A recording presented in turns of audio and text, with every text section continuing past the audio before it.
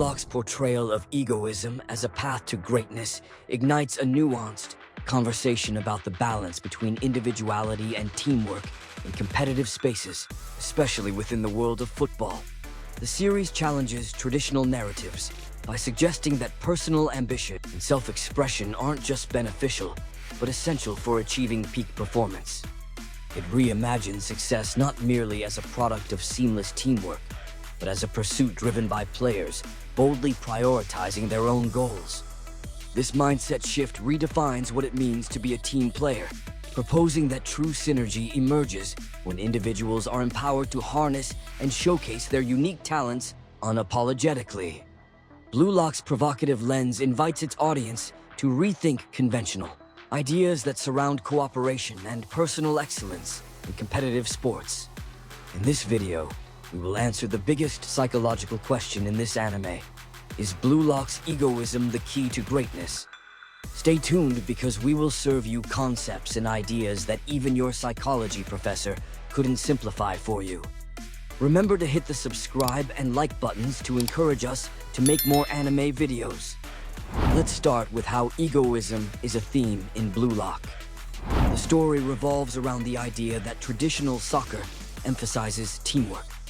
However, Blue Lock challenges this by arguing that an exceptional striker must prioritize egoism to be the best. In the anime series, Jinpachi, the mastermind behind the Blue Lock project, asserts that Japan lacks world-class players because they lack the selfishness needed to seize victory at any cost. That said, he proposes a project where players are pushed to develop their individual skills and unique playing styles rather than relying solely on collaboration. Now the question is, does egoism lead to greatness? We can say that there are 4 factors to consider in order for egoism to lead to greatness. The first one is self-expression and creativity. In the anime, ego-driven players often exhibit creativity and bold moves that can change the course of a game, distinguishing themselves from their peers. The second one is confidence and determination. We should always keep in mind that a strong ego can fuel determination and resilience, qualities necessary for peak performance under pressure. The third one is limitations of pure egoism. In contrast to Blue Lock's philosophy, real-world sports highlight the balance between egoism and teamwork. A player overly focused on themselves may disrupt team dynamics and alienate their teammates. The last one is the balanced egoism in practice. The best athletes often strike a balance between ego-driven excellence and team-oriented play. They understand when to take charge and when to support their teammates. The anime Blue Lock ultimately presents egoism as a tool for self-realization rather than a permanent state of being. They want the viewers to believe that by embracing individuality, players discover their strengths. Moreover, this will help them further understand the importance of backing up into a team environment, enhancing collective success. Egoism, as depicted in Blue Lock, challenges traditional norms but is not universally applicable. Greatness, on the other hand, often emerges from the fusion of personal ambition and strategic collaboration. The bottom line is to harness one's ego to unlock potential while understanding its limits within a team framework.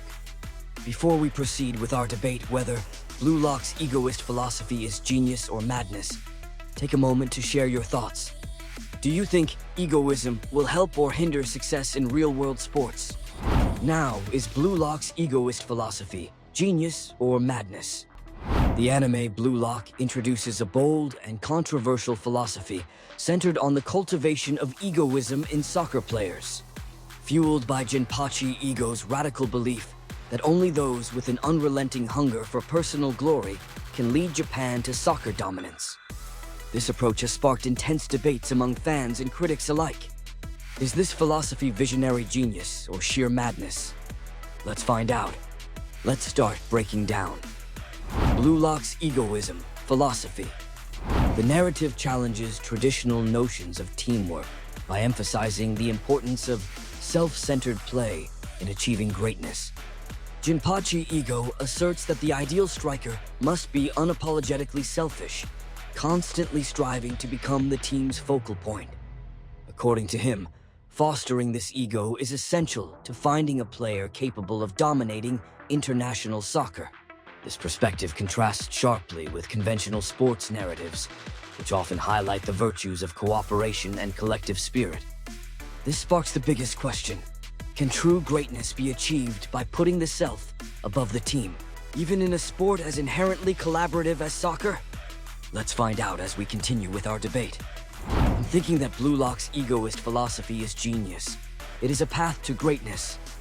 There are 3 points that we can consider in order to say that Blue Lock's egoist philosophy is a genius. The first one is unleashing individual potential.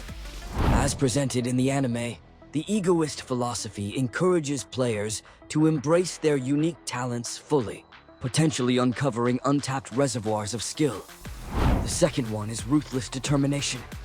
Blue Lock explains that by fostering a mindset focused on personal achievement, players develop mental fortitude and resilience. The last one is the star power. Soccer legends often stand out for their ability to seize the spotlight and change the course of a game single-handedly.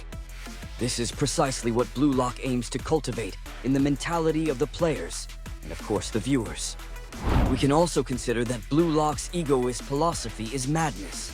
It is a recipe for chaos. There are also 3 points that we can consider in order to say that Blue Lock's egoist philosophy is sheer madness. The first one is undermining teamwork. The anime's overemphasis on ego could fracture team dynamics, fostering selfish play that disrupts unity. The second one is pressure and burnout. The relentless demand to be the best may lead to psychological strain or burnout for players. The last one is unrealistic ideals. It is good to take into consideration that not every player thrives as a lone star. Many excel as integral components of a well-functioning team. If you reach this point of the video, why not try to answer one of the 3 following questions? Is it possible to balance egoism with effective teamwork? Does an individual's success inherently contribute to the team's success? What sacrifices are acceptable in pursuit of greatness? So here's my final thoughts on everything we've discussed. Blue Lock's unapologetic embrace of egoism sparks a compelling dialogue about the nature of ambition and competition in both sports and personal development. This bold narrative approach doesn't just redefine traditional sports anime tropes. It challenges societal norms around ambition and collective effort. The tension between personal glory and collaborative victory resonates far beyond the fictional field, offering a lens through which to examine real-world dynamics of success and motivation. As the story unfolds, it becomes a thought experiment on whether egoism is seen as genius or madness. Where do you stand in this debate? Genius strategy or chaotic madness?